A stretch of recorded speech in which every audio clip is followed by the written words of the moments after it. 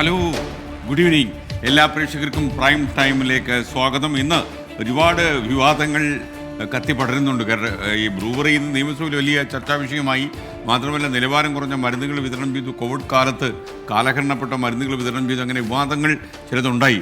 നമുക്ക് മറ്റു ചില വാർത്തകൾ കൂടി വരുന്നുണ്ട്, നമ്മുടെ മാത്രം ബ്രേക്കിംഗ് ചില വാർത്തകൾ കൂടി വരുന്നുണ്ട്. അപ്പോൾ നിങ്ങളെല്ലാവരും വേഗം റെഡിയായി വരിക. പ്രൈം ടൈം വിത്ത് SKN ആരംഭിക്കുന്നു.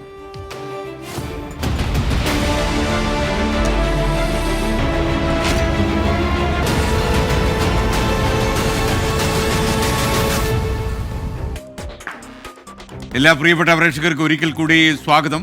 പ്രൈം ടൈം വിത്ത് SKN തുടരുകയാണ്. കോട്ടയം നഗരസഭയിൽ 211 കോടി രൂപ കാണാതായ സംഭവം നഗരസഭയെ അറിയിച്ചിട്ടില്ലെന്ന് നഗരസഭാ സെക്രട്ടറി പറയുന്നു. വിജിലൻസ് നടത്തിയ പരിശോധനയുടെ വിവരങ്ങളാണ് ഔദ്യോഗികമായി അറിയിക്കാതിരുന്നത്. ചെയർപേഴ്സന് നൽകിയ മറുപടിയിലാണ് സെക്രട്ടറി ഇക്കാര്യം അറിയിച്ചത്. കോട്ടയം നഗരസഭയിൽ തനത് ഫണ്ടിൽ 211 കോടി രൂപ കാണാനില്ലെന്ന വിവരം പ്രതിപക്ഷ നേതാവ് ഷീജ അനിൽ കൗൺസിൽ യോഗത്തിൽ ഉന്നയിക്കുമ്പോഴാണ് ചെയർപേഴ്സൺ അടക്കമുള്ളവർ ഈ കാര്യം അറിയുന്നത്. തുടർന്ന് ഇത് സംബന്ധിച്ച് പരിശോധിച്ച് റിപ്പോർട്ട് നൽകാൻ സെക്രട്ടറിയോട് ചെയർപേഴ്സൺ നിർദ്ദേശം നൽകി. ഇതിന് നൽകിയ മറുപടിയിലാണ് വിജിലൻസ് കണ്ടെത്തലിന്റെ കാര്യം നഗരസഭയെ അറിയിച്ചിട്ടില്ലെന്ന് സെക്രട്ടറി പറഞ്ഞത്. തുടർന്ന് സെക്രട്ടറി സ്വമേധയാ ഉന്നത ഉദ്യോഗസ്ഥരുമായി ബന്ധപ്പെട്ട് വിവരം അറിയുകയായിരുന്നു. നഗരസഭയിൽ ആരും അറിയാത്ത വിഷയം LDF തന്നെയാണ് ഉയർത്തിക്കൊണ്ടുവന്നത്. വിജിലൻസ് റിപ്പോർട്ടിന്റെ പകർപ്പടക്കം LDF പുറത്തുവിട്ടിട്ടും ഇതൊന്നും നഗരസഭ ഭരിക്കുന്നവരുടെ പക്കൽ എത്തിയില്ല.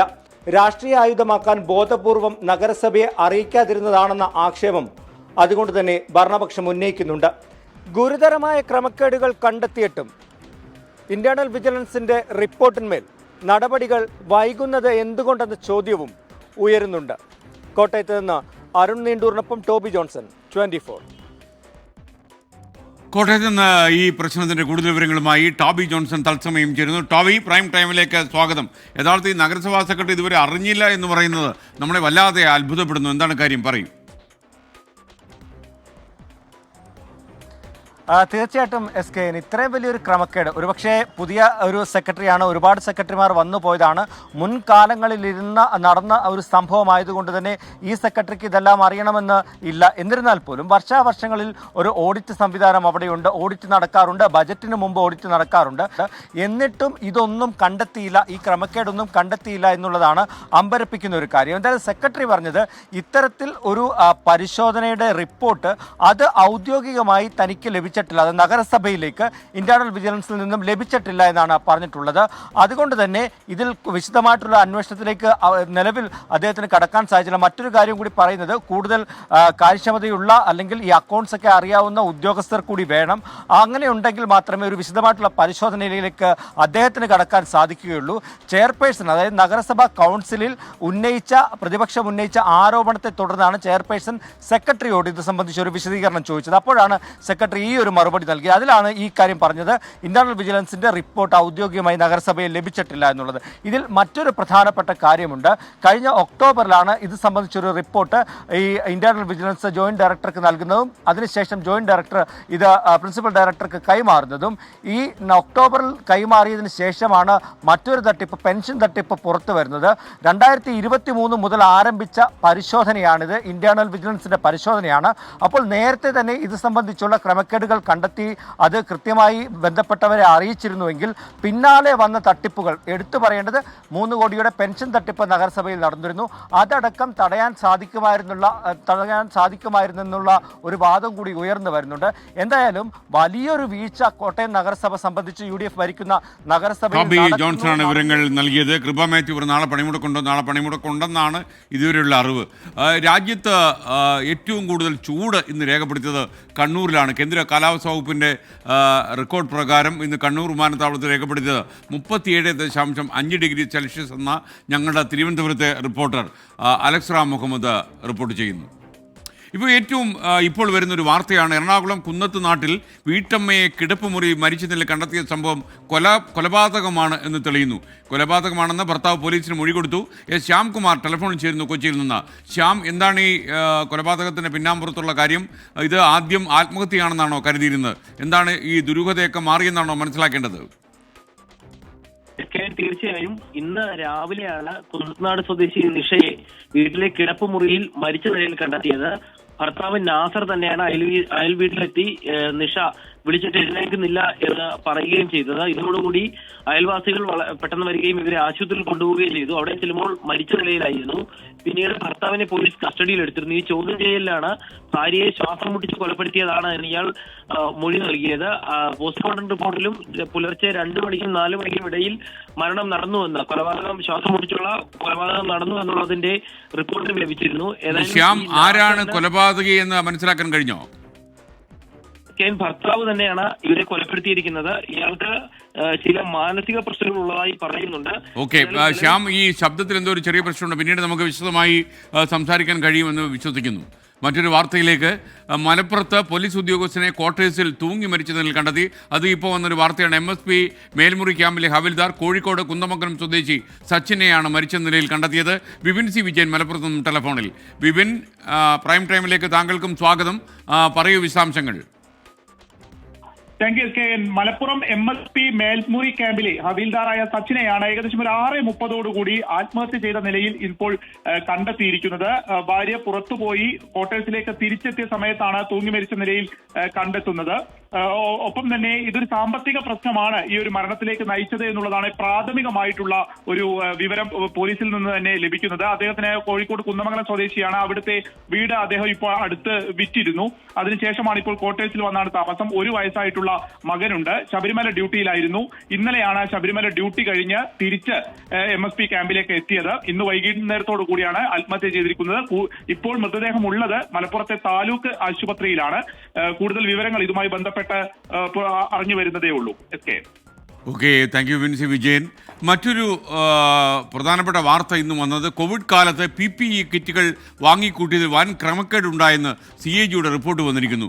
പൊതുവിപണിയിൽ ലഭിക്കുന്നതിനേക്കാൾ 3 ഇരട്ടി വില കൊടുത്ത് PPE കിറ്റുകൾ വാങ്ങിക്കൂട്ടിയെന്നാണ് ക്രമക്കേടുകൾ അക്കമിട്ട് നിരത്തി റിപ്പോർട്ടിൽ CAG ചൂണ്ടിക്കാണിക്കുന്നത്. 2016-22 കാലയളവിലെ CAG റിപ്പോർട്ടിൻ്റെ വിശദാംശങ്ങൾ 24 പുറത്തുവിട്ടു. പ്രതിപക്ഷ ആരോപണം ശരിയാണെന്നും നിയമ പോരാട്ടം തുടരുമെന്നും പ്രതിപക്ഷ നേതാവ് VD സതീശൻ ഇതിന് പിന്നാലെ പറയുകയും ചെയ്തു. ഒരിടപാട് ഇങ്ങനെ. അനിത ടെക്സ്കോട്ട് എന്ന സ്ഥാപനം മാർച്ച് 28-ന് 550 രൂപയ്ക്ക് PPE കിറ്റ് നൽകാമെന്ന് വാഗ്ദാനം ചെയ്യുന്നു. ഇവരിൽ നിന്ന് 25,000 PPE കിറ്റ് വാങ്ങാൻ ആദ്യം ഓർഡർ നൽകി. എന്നാൽ അതിൽ 10,000 കിറ്റേ വാങ്ങിയുള്ളൂ. 2 ദിവസത്തിനു ശേഷം മാർച്ച് 30-ന് 1000 രൂപ കൂട്ടി 1,550 രൂപയ്ക്ക് 15,000 PPE കിറ്റ് മറ്റൊരു കമ്പനിയായ സാൻ ഫാർമയിൽ നിന്ന് വാങ്ങുകയും ചെയ്തു. 2 ദിവസം കൊണ്ട് അധികമായി നൽകിയത് 1,51 ലക്ഷം രൂപ. തീർന്നില്ല. കോവിഡ് കാല പർച്ചേസിന് മുൻകൂറായി 50% തുക മാത്രമേ നൽകാൻ അനുവാദമുണ്ടായിരുന്നുള്ളൂ. എന്നാൽ ചട്ടങ്ങൾ മറികടന്ന് മുഴുവൻ തുകയും PPE കിറ്റ് വാങ്ങാൻ മുൻകൂറായി സാൻ ഫാർമ എന്ന കമ്പനിക്ക് നൽകി. കാരുണ്യയും KMCയിലും സ്ഥിരം PPE കിറ്റുകൾ വാങ്ങിയിരുന്നത് 4 കമ്പനികളിൽ നിന്ന്. ഇവർ 450 രൂപ മുതൽ 550 രൂപ വരെയാണ് 2020 മാർച്ച് വരെ PPE കിറ്റിന് വിലയിട്ടിരുന്നത്. ഈ കമ്പനികളെ ഒഴിവാക്കി ദിവസങ്ങൾക്ക് ശേഷമാണ് 3 ഇരട്ടി തുക നൽകി PPE കിറ്റ് വാങ്ങിക്കൂട്ടിയത്. മാർച്ച് മാസത്തിന്റെ തുടക്കത്തിൽ 450 രൂപയ്ക്ക് വാങ്ങിയിരുന്ന PPE കിറ്റ് മാർച്ച് മാസം അവസാനം 1,550 രൂപയ്ക്കാണ് വാങ്ങിയത്. 5 കമ്പനികളിലായി ഇങ്ങനെ PPE കിറ്റ് വാങ്ങിക്കൂട്ടിയതിൽ 10,23 ലക്ഷം രൂപ അധിക ചിലവുണ്ടായി എന്നാണ് CAG കണ്ടെത്തൽ. പ്രതിപക്ഷ ആരോപണം ശരിവെച്ചെന്നും മുഖ്യമന്ത്രിയും അന്നത്തെ ആരോഗ്യമന്ത്രി KK ശൈലജയും മറുപടി പറയണമെന്നും പ്രതിപക്ഷ നേതാവ് VD സതീശൻ ആവശ്യപ്പെട്ടു. കോവിഡ് കാലത്തെ പർച്ചേസുകൾ മുഴുവൻ മുഖ്യമന്ത്രി കൂടി അറിഞ്ഞിട്ട് നടത്തിയതെന്നായിരുന്നു അന്നത്തെ ആരോഗ്യമന്ത്രി KK ശൈലജ പറഞ്ഞത്. അതുകൊണ്ട് തന്നെ CAG റിപ്പോർട്ടിൽ മുഖ്യമന്ത്രി കൂടി മറുപടി പറയേണ്ടി വരും. ഒപ്പം സാൻ ഫാർമ അടക്കമുള്ള കമ്പനികൾ എങ്ങനെയാണ് സർക്കാരുമായി ഇടപാടിനെത്തിയത് എന്നുള്ള കാര്യത്തിൽ വിശദമായ അന്വേഷണവും നടത്തേണ്ടി വരും. ഉമേഷ് ബാലകൃഷ്ണൻ, 24, തിരുവനന്തപുരം. കോവിഡ് കാലത്ത് PPE കിറ്റുകൾ വാങ്ങിയതിൽ ക്രമക്കേടുണ്ടെന്ന CAG റിപ്പോർട്ടിൽ ന്യായീകരണവുമായി മുൻ ആരോഗ്യവകുപ്പ് മന്ത്രി KK ശൈലജ രംഗത്ത് വന്നു. അടിയന്തര സാഹചര്യം കണക്കിലെടുത്താണ് മുഴുവൻ തുകയും നൽകിയത്. ലോകായുക്തയ്ക്ക് മുന്നിൽ പരാതി വന്നപ്പോൾ തന്നെ മുഖ്യമന്ത്രി അതിന് മറുപടി നൽകിയിട്ടുണ്ടെന്നും KK ശൈലജ ടീച്ചർ പറയുന്നു. CAG റിപ്പോർട്ട് ഞാൻ കണ്ടിട്ടില്ല. ഞാനിവിടെ നിൽക്കുകയാണല്ലോ. സഭയിൽ മേശപ്പുറത്ത് വെച്ചിട്ടുണ്ടെങ്കിൽ കാണാൻ പറ്റും. ഞാൻ കണ്ടിട്ടില്ല. ബഹുമാനപ്പെട്ട മുഖ്യമന്ത്രി വളരെ വ്യക്തമായിട്ട് ഇതിനുള്ള മറുപടി പറഞ്ഞതാണ്. അത് വീണ്ടും വീണ്ടും ആവർത്തിച്ചുകൊണ്ടിരിക്കേണ്ട ആവശ്യമില്ല. അത് വ്യക്തമായിട്ട് പറഞ്ഞിട്ടുണ്ട്. PPE കിറ്റിന് മാർക്കറ്റിൽ ക്ഷാമമുള്ള സമയത്ത് വില കയറിയപ്പോൾ കുറച്ച് ലക്ഷക്കണക്കിന് PPE കിറ്റ് വാങ്ങിയതിലാണ് 15,000 PPE കിറ്റ് കൂടിയ വിലക്ക് വാങ്ങേണ്ടതായിട്ട് വന്നത്. ആ സമയത്തിൻ്റെ ആ സാഹചര്യം അങ്ങനെയായിരുന്നു. അന്ന് ഞങ്ങൾ ഓർഡർ ചെയ്ത് മുഴുവൻ കിട്ടിയില്ല, 50,000 എണ്ണത്തിന് ഓർഡർ ചെയ്തിരുന്നു. ഈ ഫ്രണ്ട് ലൈൻ വർക്കേഴ്സിനെ സംരക്ഷിക്കുക എന്നുള്ളതായിരുന്നല്ലോ ഏറ്റവും പ്രഥമ ഉത്തരവാദിത്തം. ആ ഉത്തരവാദിത്തമാണ് നിർവഹിച്ചത്. വ്യക്തത ഇല്ലെങ്കിൽ ഗവൺമെൻറ് അതിന് വ്യക്തത ഉണ്ടാക്കി കൊടുക്കും. സംസ്ഥാനത്ത് പൊതുജനാരോഗ്യ മേഖലയിൽ ഗുണനിലവാരം കുറവെന്ന CAG നിരീക്ഷണം. ഡോക്ടേഴ്സ് ഉൾപ്പെടെ ജീവനക്കാരുടെ കുറവ് രൂക്ഷമാണ്. സംസ്ഥാനത്ത് റവന്യൂ ചെലവ് കൂടിയതായി വാർഷിക ധനകാര്യ പരിശോധനാ റിപ്പോർട്ടിലും പരാമർശമുണ്ട്. 2024 പൊതുജനാരോഗ്യം, വാർഷിക ധനകാര്യ പരിശോധന എന്നീ CAG റിപ്പോർട്ടുകളാണ് ഇന്ന് സഭയിൽ വെച്ചത്. പൊതുജനാരോഗ്യ മേഖലയിൽ 2022 വരെയുള്ള കണക്കുകളാണ് പരിശോധിച്ചത്. ഡോക്ടർമാരുടെയും സ്പെഷ്യലിസ്റ്റ് ഡോക്ടർമാരുടെയും ആരോഗ്യ പ്രവർത്തകരുടെയും കുറവ് ചികിത്സാ ഗുണനിലവാരത്തെ ബാധിച്ചു. രോഗികൾക്ക് അസൗകര്യമുണ്ടാക്കുന്നു. ഏറ്റവും കുറഞ്ഞ അവശ്യ സേവനം പോലും പല ആശുപത്രികളിലും ലഭിക്കുന്നില്ല. ആർദ്രം മിഷൻ ഉദ്ദേശ ലക്ഷ്യങ്ങൾ നിറവേറ്റുന്നില്ല. മരുന്നുകൾ ആവശ്യത്തിനെത്തിക്കുന്നതിൽ KMSEL വീഴ്ച പറ്റി. മരുന്നുകളുടെ ഗുണനിലവാരം ഉറപ്പാക്കാനും നടപടിയുണ്ടായിട്ടില്ല. ആവശ്യത്തിന് മരുന്നില്ല എന്ന പരാതികളും വ്യാപകമാണ്. മരുന്ന് വാങ്ങാനുള്ള ടെൻഡർ മാനദണ്ഡങ്ങളിൽ ഗുരുതര വീഴ്ച വരുത്തി. മരുന്നു കമ്പനികളിൽ നിന്ന് ഈടാക്കേണ്ട 1,64 ലക്ഷം രൂപയുടെ പിഴ KMSEL ഈടാക്കിയില്ല എന്നും CAG കണ്ടെത്തി. 2023-24 വർഷത്തെ CAGയുടെ വാർഷിക ധനകാര്യ പരിശോധനാ റിപ്പോർട്ട് പ്രകാരം സംസ്ഥാനത്തെ റവന്യൂ ചെലവ് കൂടി. 0.48% കൂടിയത്. മൂലധന ചെലവ് 2.94% കുറഞ്ഞു. GST വരുമാനം 3.56% കൂടിയെന്നും CAG കണ്ടെത്തി. 24 തിരുവനന്തപുരം. മറ്റൊരു വാർത്തയിലേക്ക് നമ്മൾ കടന്നു ചെല്ലുകയാണ്. പാലക്കാട് എലപ്പുള്ളിയിലെ വൻകിട മദ്യനിർമ്മാണശാലയ്ക്ക് NOC നേടിയത് ജല അതോറിറ്റിയെ തെറ്റിദ്ധരിപ്പിച്ചാണെന്ന് വെളിപ്പെടുത്തൽ വന്നിരിക്കുന്നു. ഓയിൽ കമ്പനിയുമായുള്ള ചർച്ചയ്ക്കെന്ന പേരിലാണ് ഒയാസിസ് അനുമതി നേടിയതെന്ന് എക്സിക്യൂട്ടീവ് എഞ്ചിനീയർ പറയുന്നു. പദ്ധതിക്കെതിരെ CPI പ്രാദേശിക ഘടകം രംഗത്തെത്തിയപ്പോൾ ആരുടെയും അതൃപ്തി കാര്യമാക്കുന്നില്ലെന്നായിരുന്നു CPIM സംസ്ഥാന സെക്രട്ടറി MV ഗോവിന്ദൻ്റെ മറുപടി. എലപ്പുള്ളിയിലെ മദ്യനിർമ്മാണശാല സംബന്ധിച്ച് ഒയാസിസ് കമ്പനി വാട്ടർ അതോറിറ്റിയെയും കബളിപ്പിച്ചെന്നാണ് പുറത്തുവരുന്ന വിവരങ്ങൾ. ജലം നൽകാമെന്ന് മദ്യ കമ്പനിക്ക് വാട്ടർ അതോറിറ്റി ഉറപ്പു നൽകിയിട്ടില്ല. ഓയിൽ കമ്പനിയുമായുള്ള ചർച്ചയ്ക്കെന്ന പേരിലാണ് ഒയാസിസ് അനുമതി തേടിയതെന്ന് എക്സിക്യൂട്ടീവ് എഞ്ചിനീയർ EN സുരേന്ദ്രൻ. നമ്മളത് അവർക്ക് കൊടുക്കാമെന്നൊരു ഉറപ്പ് നമുക്ക് കൊടുക്കാൻ പറ്റില്ല. മദ്യനിർമ്മാണശാല പദ്ധതിയുമായി ബന്ധപ്പെട്ട് എക്സിക്യൂട്ടീവ് എഞ്ചിനീയറെ ഉപരോധിക്കാനെത്തിയ BJP നേതാക്കളും പോലീസും തമ്മിൽ ഏറെ നേരം ഉന്തും തള്ളുമുണ്ടായി.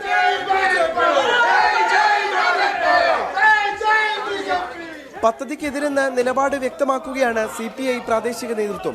പദ്ധതിക്കായി ഭൂഗർഭജലം ഉപയോഗിക്കാൻ അനുവദിക്കില്ലെന്ന് ചൂണ്ടിക്കാട്ടി സംസ്ഥാന നേതൃത്വത്തിന് CPI പ്രാദേശിക ഘടകം കത്തു നൽകി. എന്നാൽ ആരുടെയും അതൃപ്തി കാര്യമാക്കുന്നില്ലെന്ന് CPIM സംസ്ഥാന സെക്രട്ടറി MV ഗോവിന്ദൻ. ഞങ്ങൾക്ക് ഇതിൻ്റെ അകത്ത് ആരും എതിർക്കുന്നുള്ളതല്ല, ഗവൺമെൻറ് നിലപാടാണ് ഞാൻ പറഞ്ഞത്. ഗവൺമെൻറ് സമീപനം ഗവൺമെൻറ് പറയും. ആ ഗവൺമെൻറ് സമീപനത്തിൻ്റെ ഭാഗമായിട്ട് പാർട്ടി കണ്ടിട്ടുള്ള കാര്യമാണ് ഞാൻ പറഞ്ഞത്. എന്നാൽ ആക്ഷേപമുണ്ടെങ്കിൽ പരിശോധിക്കുമെന്നായിരുന്നു വിവാദത്തിൽ മുതിർന്ന CPI നേതാവ് പന്ന്യൻ രവീന്ദ്രന്റെ മറുപടി. ഇടതുപക്ഷ ജനാധിപത്യ മുന്നണി എന്ന പ്രസ്ഥാനം സുതാര്യത മാത്രം സ്വീകരിക്കുന്ന പ്രസ്ഥാനം. അതിന് വ്യതിചലിക്കുന്നുണ്ടോ നമ്മളപ്പോൾ പരിശോധിക്കും. പദ്ധതിയിൽ മുന്നോട്ടു പോകുമെന്ന് സർക്കാർ നിലപാട് വ്യക്തമാക്കുമ്പോഴും ആശങ്കകൾ പരിഹരിക്കണമെന്ന അഭിപ്രായം LDF ഘടകകക്ഷികൾക്കുണ്ടെന്നാണ് വിവരം. 24 പാലക്കാട്. പാലക്കാട് എലപ്പുള്ളിയിലെ മദ്യനിർമ്മാണശാല പദ്ധതിയിൽ സർക്കാരിനെതിരെ അഴിമതി ആരോപണം കടുപ്പിച്ച പ്രതിപക്ഷം. വിഷയം തിരുവഞ്ചൂർ രാധാകൃഷ്ണൻ നിയമസഭയിൽ ഉന്നയിച്ചപ്പോൾ കർണാടക ഡിസ്റ്റിലറി ലോബിക്ക് വേണ്ടിയാണ് പ്രതിപക്ഷം പദ്ധതിയെ എതിർക്കുന്നതെന്നായിരുന്നു PP ചിത്തരഞ്ജൻ്റെ തിരിച്ചടി. സഭയിൽ അടിയന്തര പ്രമേയം കൊണ്ടുവരാത്തത് അഴിമതി ആരോപണത്തിൽ നിന്ന് പ്രതിപക്ഷം പിൻവാങ്ങിയതുകൊണ്ടാണെന്ന് എക്സൈസ് വകുപ്പ് മന്ത്രി MB രാജേഷും പ്രതികരിച്ചു. ഗവർണറുടെ നയപ്രഖ്യാപന പ്രസംഗത്തിന് നന്ദി രേഖപ്പെടുത്തുന്ന പ്രമേയത്തിന്മേൽ നടന്ന ചർച്ചയിൽ ബ്രൂവറി വിവാദമായിരുന്നു പ്രധാന വിഷയം. പ്രതിപക്ഷത്തു നിന്നായിരുന്നു തുടക്കം. നേരത്തെ നേതാക്കൾ പുറത്തുന്നയിച്ച അഴിമതി ആരോപണം പ്രതിപക്ഷം സഭാതലത്തിലും ആവർത്തിച്ചു. 1979 നിങ്ങൾ അന്നത്തെ ഗവൺമെന്റ് ശ്രീ പിണറായി വിജയനും ആ ഗവൺമെന്റിലുണ്ട്. അന്നാ നിങ്ങൾ പറഞ്ഞതെന്താണ്? കേരളത്തിൽ നിന്ന് ബ്രൂവറി അനുവദിക്കുന്ന പ്രശ്നമേയില്ല, അനുവദിക്കുന്നത്. എവിടെ പോയി നിങ്ങളുടെ നയം? പ്രതിരോധത്തിലാക്കിയേക്കാവുന്ന ആക്ഷേപത്തെ പ്രത്യാക്രമണത്തിലൂടെയാണ് ഭരണപക്ഷം നേരിട്ടത്. ഞങ്ങൾ എന്താ പറഞ്ഞത്? ഞങ്ങളുടെ പ്രകടനപത്രത്തിൽ പറഞ്ഞിട്ടുണ്ട്, ഞങ്ങള് മദ്യവർജനത്തെക്കുറിച്ചാണ്, അതിനുവേണ്ടി നല്ല അവബോധം തന്നെ വളർത്താനുള്ള പ്രവർത്തനം എടുക്കുന്നുണ്ട്. എന്താ ഞങ്ങൾ പറഞ്ഞിട്ടുണ്ട്? എക്സ്ട്രാ ന്യൂട്രൽ ആൽക്കഹോൾ കേരളത്തിൽ തന്നെ ഉൽപ്പാദിപ്പിക്കും, അതിനുള്ള പ്രോത്സാഹനം നൽകും. ഞങ്ങളതാണ് ചെയ്യുന്നത്. വൻ വിവാദമാക്കാൻ ശ്രമിക്കുന്ന വിഷയം അടിയന്തര പ്രമേയമായി കൊണ്ടുവരാതെ നന്ദി പ്രമേയ ചർച്ചയിൽ ഉന്നയിച്ചു പിടിച്ചാണ് എക്സൈസ് വകുപ്പിന്റെ പ്രതിരോധം. ഇത്രയും വലിയ അഴിമതി ആരോപണം ഉന്നയിച്ചിട്ട് ഒരു അടിയന്തര പ്രമേയം ഉന്നയിക്കാൻ പോലുമുള്ള ധൈര്യമില്ലാത്ത ഭീരുക്കളായിട്ടുള്ള പ്രതിപക്ഷം അവരാദ്യം പറയട്ടെ. ഞാൻ അന്നേ പറഞ്ഞില്ലേ അസംബ്ലി വരട്ടെ എന്ന് പറഞ്ഞില്ലേ? അസംബ്ലി വരട്ടെ എന്ന് ഞാൻ അന്നേ പറഞ്ഞതല്ലേ? ഏലപ്പുള്ളിയിൽ മദ്യനിർമ്മാണശാല അനുവദിച്ചതിനെതിരെ യൂത്ത് കോൺഗ്രസ് നടത്തിയ നിയമസഭാ മാർച്ച് സംഘർഷത്തിൽ കലാശിച്ചു. ബാരിക്കേഡ് ഭേദിക്കാനുള്ള ശ്രമത്തിനിടയിൽ പോലീസും പ്രവർത്തകരും തമ്മിൽ ഉന്തും തള്ളും നടന്നു.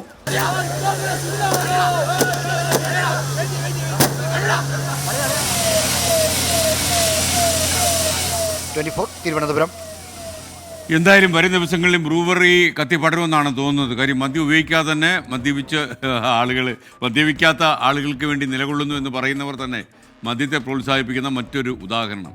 എന്തായാലും പാലക്കാട്ട് ഏറ്റവും വലിയ പ്രശ്നം അവിടെ കുടിവെള്ളക്ഷാമം കൂടുതലാകുമോ എന്നുള്ളത് തന്നെയാണ്. ഇതൊക്കെ ഈ ആശങ്കകളൊക്കെ പരിഹരിച്ചിട്ട് ബ്രൂവറിയുമായി മുന്നോട്ട് പോകുന്നെങ്കിൽ കുഴപ്പമില്ല. ഇത്തവണ വളരെ പോസിറ്റീവായിട്ടൊരു വാർത്ത പറയേണ്ടത് ശബരിമല റെക്കോർഡ് വരുമാനമായിരുന്നു. ഇത്തവണ മണ്ഡല മകരവിളക്ക് തീർത്ഥാടന കാലയളവിൽ ശബരിമലയിലെ ആകെ വരുമാനം 440 കോടി രൂപയാണ്. വരുമാനത്തിൽ മുൻകൊല്ലത്തേക്കാൾ 80 കോടി രൂപയുടെ അധിക വരുമാനം ഉണ്ടായി എന്ന് തിരുവിതാംകൂർ ദേവസ്വം ബോർഡ് അറിയിച്ചു. 53 ലക്ഷം തീർത്ഥാടകർ മല ചവിട്ടി.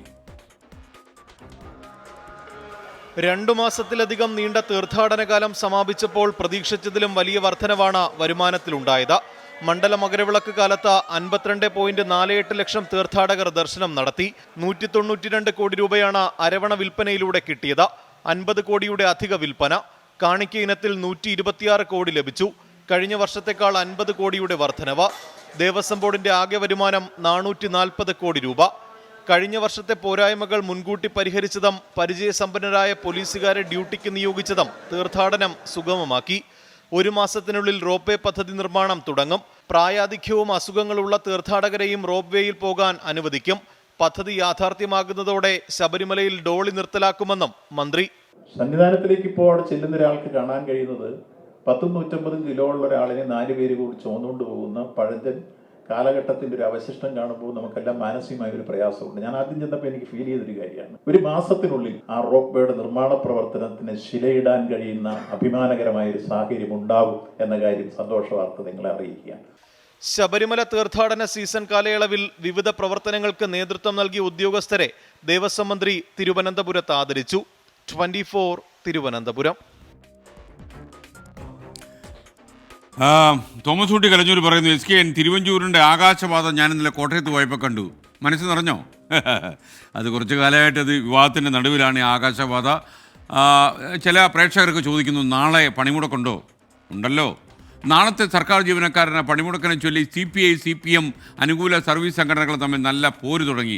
അന്തിച്ചന്തയ്ക്ക് പോലും ആളില്ലാത്ത സംഘടനകളാണ് സമരം നടത്തുന്നത് എന്ന് സെക്രട്ടറി എംപ്ലോയീസ് അസോസിയേഷൻ്റെ പരിഹാസമാണ് CPI അനുകൂല സർവീസ് സംഘടന ജോയിൻറ്റ് കൗൺസിലിനെ വല്ലാതെ അങ്ങ് ചൊടിപ്പിച്ചത്. ജോയിൻറ്റ് കൗൺസിലിനൊപ്പം പ്രതിപക്ഷ സംഘടനകൾ കൂടി പണിമുടക്ക് പ്രഖ്യാപിച്ചതോടെ നാളെ സർക്കാർ ഓഫീസുകളുടെ പ്രവർത്തനം തടസ്സപ്പെടാൻ എല്ലാ സാധ്യതയും കാണുന്നു. നാളെയാണ് ജോയിന്റ് കൗൺസിലിന് കീഴിലുള്ള സർവീസ് സംഘടനകൾ പണിമുടക്ക് പ്രഖ്യാപിച്ചിരിക്കുന്നത്. ഈ മാസം 3-ന് തന്നെ പങ്കാളിത്ത പെൻഷൻ പിൻവലിക്കുക, ശമ്പള പരിഷ്കരണ, DA കുടിശ്ശിക അനുവദിക്കുക തുടങ്ങിയ ആവശ്യങ്ങൾ ഉന്നയിച്ച് ചീഫ് സെക്രട്ടറിക്ക് നോട്ടീസ് നൽകിയിരുന്നു. എന്നാൽ ഡയസ്നോൺ പ്രഖ്യാപിച്ചതല്ലാതെ സമരസംഘടനകളെ ചർച്ചയ്ക്ക് വിളിക്കാൻ സർക്കാർ തയ്യാറായില്ല.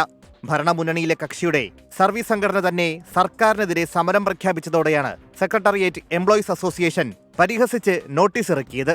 ആളില്ലാ സംഘടനകളാണ് സമരം നടത്തുന്നതെന്നും ചില അതിവിപ്ലവകാരികൾ കൊങ്ങി സംഘികൾക്കൊപ്പം തോളിൽ കൈയിട്ട് സമരം നടത്തുന്നുവെന്നുമാണ് പരിഹാസം. പരിഹാസത്തിൽ ജോയിന്റ് കൗൺസിലിന്റെ മറുപടി ഇങ്ങനെ: ഇതൊക്കെ അവർക്ക് പറയാം, അവർക്ക് ആള് കാണും, ആശയവും വേണമെന്നേ ഉള്ളൂ. അത് നമുക്ക് ആള് കൂടുന്നത് എങ്ങനെയാണെന്ന് നിങ്ങൾക്ക് എല്ലാവർക്കും അറിയാമല്ലോ. സ്ഥലം മാറ്റി ഭീഷണിപ്പെടുത്തിയും എല്ലാം ആളുടെ കൂടെ നിർത്താൻ പറ്റും. ഇത് അങ്ങനെയല്ല, ഇത് ആശയത്തിന്റെ അടിസ്ഥാനത്തിൽ, ഒരു തൊഴിലാളി സ്നേഹത്തിന്റെ അടിസ്ഥാനത്തിൽ നമ്മൾ കൂടെ നിൽക്കുക. നമുക്കൊരു അങ്ങനെ ഒരു അധികാരം ഉപയോഗിച്ചാലും നമ്മൾ കൂട്ടാറില്ല. CPI സർവീസ് സംഘടനകൾ പണിമുടക്ക് പ്രഖ്യാപിച്ച നാളെ തന്നെ പ്രതിപക്ഷ സർവീസ് സംഘടനകളും പണിമുടക്കുകയാണ്. പ്രതിപക്ഷം കൂടി വന്നതോടെ പണിമുടക്ക് സർക്കാർ ഓഫീസുകളുടെ പ്രവർത്തനത്തെ സാരമായി ബാധിക്കും. അജീഷ് ജയകുമാർ, 24 തിരുവനന്തപുരം. ഇപ്പോൾ ഒരു വാർത്ത നിഖിൽ പ്രമേഷ് റിപ്പോർട്ട് ചെയ്യുന്നത്, പാലക്കാട് അധ്യാപകർക്ക് നേരെ +1 വിദ്യാർത്ഥി കൊലവിളി നടത്തിയതിൽ പ്രതിഷേധിച്ച് അധ്യാപകർ പോലീസിൽ പരാതി കൊടുത്തു എന്നാണ്. തൃത്താല പോലീസിലാണ് പരാതി കൊടുത്തിരിക്കുന്നത്. മൊബൈൽ ഫോൺ പ്രധാന അധ്യാപകൻ പിടിച്ചുവെച്ചതാണ് കുട്ടിയെ പ്രകോപിപ്പിച്ചത്. പുറത്തോട്ട് ഇറങ്ങി വന്നാൽ കാണിച്ചു തരാം എന്നാണ് അധ്യാപകനോട് വിദ്യാർത്ഥി പറഞ്ഞത്. എന്തൊരു കാലമാണ്! സ്കൂളിലുള്ള +1 പഠിപ്പിക്കുന്ന അധ്യാപകൻ നീ വെളിയിലോട്ട് വാ, എന്നെ കാണിച്ചു തരാം. നമ്മളെന്താ പറയുക? ഇനി മുംബൈയിലേക്ക്. ആരോഗ്യം വീണ്ടെടുത്തതിനെ തുടർന്ന് ബോളിവുഡ് നടൻ സെയ്ഫ് അലി ഖാൻ ആശുപത്രി വിട്ടു. ഇന്ന് വൈകുന്നേരം 5 മണിയോടെയാണ് ബാന്ദ്രയിലെ അദ്ദേഹത്തിൻ്റെ വസതിയിൽ അദ്ദേഹം മടങ്ങി വന്നത്. കേസന്വേഷണത്തിൻ്റെ ഭാഗമായി ഈ നടൻ ആക്രമണത്തിനിരയായ ഫ്ളാറ്റിൽ പ്രതിയെ നേരിട്ടെത്തിച്ച പോലീസ് സംഭവങ്ങളൊക്കെ പുനരാവിഷ്കരിച്ചിരുന്നു.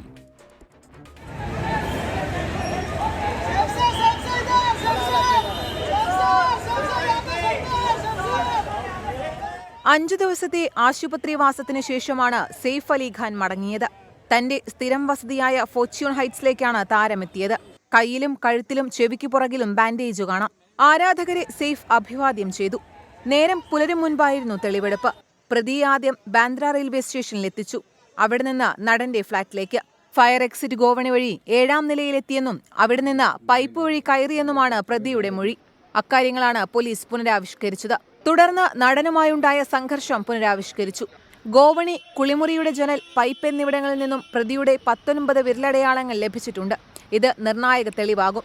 ബംഗ്ലാദേശിലെ രാജ്ഭാരിയിലാണ് സ്വദേശമെന്നും നാട്ടിലേക്ക് പോകുന്നതിന് പണം കണ്ടെത്താനാണ് മോഷണത്തിന് ശ്രമിച്ചതെന്നും പ്രതി മൊഴി നൽകി. ബംഗ്ലാദേശിൽ ഗുസ്തി താരമാണെന്നും ഇയാൾ പറയുന്നു. കുറ്റകൃത്യം നടത്താൻ പുറത്തുനിന്ന് പ്രതിക്ക് സഹായം കിട്ടിയോ എന്ന കാര്യത്തിൽ ഇനിയും വ്യക്തത വന്നിട്ടില്ല. 24 മുംബൈ. കോവിഡ് കാലത്ത് PPE കിറ്റ് വാങ്ങിയതിൽ അഴിമതിയുണ്ടെന്ന പ്രതിപക്ഷ ആരോപണം ശരിവെക്കുന്നതാണ് CAG റിപ്പോർട്ടെന്ന് കെ മുരളീധരൻ. ആരോഗ്യവകുപ്പ് ഇപ്പോഴും സമ്പൂർണ്ണ പരാജയമാണ്. UDF-ഉം കോൺഗ്രസും ചേർന്ന് ശക്തമായ സമരപരിപാടികൾ സംഘടിപ്പിക്കുമെന്ന് കെ മുരളീധരൻ 24-നോട് പറഞ്ഞു. അല്ല, ഇതിൽ മുമ്പ് തന്നെ പ്രതിപക്ഷം ഈ കാര്യം ഉന്നയിച്ചാണ്. 550 രൂപയോളം വരുന്ന PPE കിറ്റ് 1500ഓളം രൂപയ്ക്ക് നൽകുകയും സാൻ ഫാർമ എന്ന കമ്പനിക്ക് മുൻകൂറായി പണം നൽകുകയും ചെയ്ത ആ കാര്യത്തിനെക്കുറിച്ച് അന്ന് തന്നെ പ്രതിപക്ഷം സൂചിപ്പിച്ചാണ്. പക്ഷേ കഴിഞ്ഞ നിയമസഭാ തിരഞ്ഞെടുപ്പ് കാലത്ത് ഒരു കോവിഡിൻ്റെ പശ്ചാത്തലത്തിൽ ജനങ്ങളൊക്കെ വളരെ ഭയത്തോടെ ഇരുന്നൊരു കാലഘട്ടത്തിൽ ആ പ്രചരണത്തിന് ജനങ്ങളിൽ അത് ഏറ്റില്ല. അതാണ് അതിൻ്റെ യാഥാർത്ഥ്യം. പക്ഷേ കഴിഞ്ഞ ലോക്സഭാ തിരഞ്ഞെടുപ്പിൽ വടകര നിയോജകമണ്ഡലത്തിൽ ഈ വിഷയം ഒരു പ്രധാന ചർച്ചാ വിഷയമായിരുന്നു.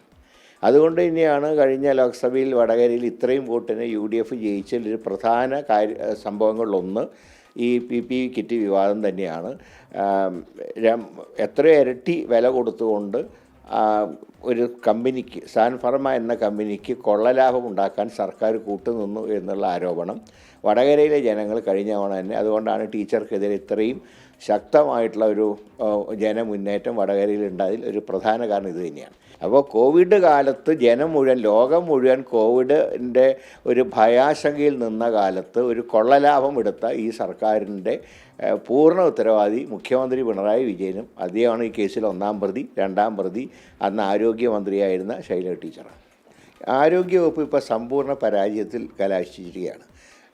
ഇതിനെക്കുറിച്ച് എന്തെങ്കിലും കാര്യങ്ങൾ സത്യസന്ധമായി പ്രതിപക്ഷം ഉന്നയിക്കുമ്പോൾ ധിക്കാരത്തോടെ സംസാരിക്കുന്ന ഒരു ആരോഗ്യമന്ത്രിയാണ് ഇപ്പോൾ കേരളത്തിലുള്ളത്. അപ്പോൾ കഴിഞ്ഞ സർക്കാരിൻ്റെ കാലത്തും ഈ സർക്കാരിൻ്റെ കാലത്തും ആരോഗ്യവകുപ്പ് പരാജയമായിരുന്നു. പിന്നെ ടീച്ചറുടെ ഒരു PR വർക്കായിരുന്നു സത്യത്തിൽ ഇല്ലാത്ത ഇമേജ് 1ാം പിണറായി സർക്കാർ ഉണ്ടാക്കി കൊടുത്തു. ഇപ്പോൾ ആ PRൻ്റെ എല്ലാ പ്രവർത്തനങ്ങളും CAG റിപ്പോർട്ടോട് കൂടിയിട്ട് അത് പൊളിഞ്ഞ് പാളീസായിരിക്കുക. ഇത് സംബന്ധിച്ച് UDF-ഉം കോൺഗ്രസൊക്കെ ആലോചിച്ച് ശക്തമായിട്ടുള്ള സമരപരിപാടികൾ ഉണ്ടാവും. സതീഷ് P-യുടെ ഒരു യൂട്യൂബ് സന്ദേശം SK എറണാകുളത്തിനും തിരുവനന്തപുരത്തിനും ഇടയിൽ ഒരു പത്തനംതിട്ട ജില്ലയിൽ തന്നെ ഒരു എയർപോർട്ട് അത്യന്താപേക്ഷിതമാണ്. SK എന്ന് പറയാമോ സതീഷ്? യഥാർത്ഥത്തിൽ നമുക്ക് ഓരോ 50 കിലോമീറ്റർ കൂടുന്ന സമയത്തും നമുക്കൊരു എയർപോർട്ട് വേണമെന്ന് നമ്മൾ ആവശ്യപ്പെടാൻ പാടില്ല. ചിലപ്പോൾ ഈ ശബരിമലയിലെ എയർപോർട്ട് ആവശ്യമുണ്ടെന്നുള്ള പഠനമൊക്കെ നടക്കുന്ന കാലമാണല്ലോ. അതേസമയം ജനങ്ങളുടെ മറ്റു പ്രശ്നങ്ങൾ കൂടി പരിഹരിക്കണം. ഇപ്പോൾ കൊച്ചിയിൽ തന്നെ മെട്രോ വന്നു, അവിടെ ഇപ്പോഴും ട്രാഫിക് ബ്ലോക്കുണ്ട്. അപ്പോൾ യഥാർത്ഥത്തിൽ ഇതൊക്കെയാണോ ശാശ്വതമായ പരിഹാരം എന്ന് ഗവേഷണം നടത്തിയിട്ട് വേണം ഇനി വികസന പദ്ധതികൾ കൊണ്ടുവരാൻ എന്നതാണ് എൻ്റെ അഭിപ്രായം. ഞാൻ ശബരിമലയിലെ എയർപോർട്ട് വരുന്നതിനെതിരാണ് എന്ന് നിങ്ങൾ വ്യാഖ്യാനിച്ചു കളയരുത് കേട്ടോ. KPCC രാഷ്ട്രീയകാര്യ സമിതി യോഗത്തിന് പിന്നാലെ തീരുമാനിച്ച നേതാക്കളുടെ സംയുക്ത വാർത്താ സമ്മേളനം ഇന്നും നടന്നില്ല. പദവിയിൽ കടിച്ചു തൂങ്ങില്ലെന്ന് KPCC അധ്യക്ഷൻ K. സുധാകരൻ ഇന്ന് തുറന്നടിച്ചു. സുധാകരൻ നല്ല നേതാവാണെന്നും മുഖ്യമന്ത്രി ചർച്ച അനാവശ്യമാണെന്നും രമേശ് ചെന്നിത്തലയും പ്രതികരിച്ചു. പുനഃസംഘടനയും പാർട്ടിയിലെ തർക്കം പരിഹരിക്കലും ഉൾപ്പെടെ കോൺഗ്രസിലെ പ്രശ്നങ്ങൾ കീറാമുട്ടിയായി അങ്ങനെ തുടരുകയാണ്.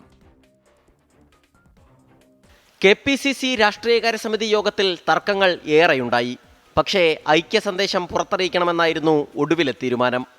KPCC അധ്യക്ഷൻ K. സുധാകരനും പ്രതിപക്ഷ നേതാവ് VD സതീശനും കേരളത്തിന്റെ ചുമതലയുള്ള AICC ജനറൽ സെക്രട്ടറി ദീപാദാസ് മുൻഷിയും ഒന്നിച്ചു ചേർന്നുള്ള വാർത്താസമ്മേളനമായിരുന്നു അതിന് കണ്ടെത്തിയ പോംവഴി. യോഗത്തിന് ശേഷം ഐക്യ സന്ദേശം എങ്ങും കണ്ടില്ല. സംയുക്ത വാർത്താസമ്മേളനവും നടന്നില്ല. AICC സെക്രട്ടറി PV മോഹനന് വാഹനാപകടത്തിൽ പരുക്കേറ്റതിനാൽ വാർത്താസമ്മേളനം മാറ്റിവെക്കുന്നു എന്നായിരുന്നു ഇന്നലത്തെ അറിയിപ്പ്.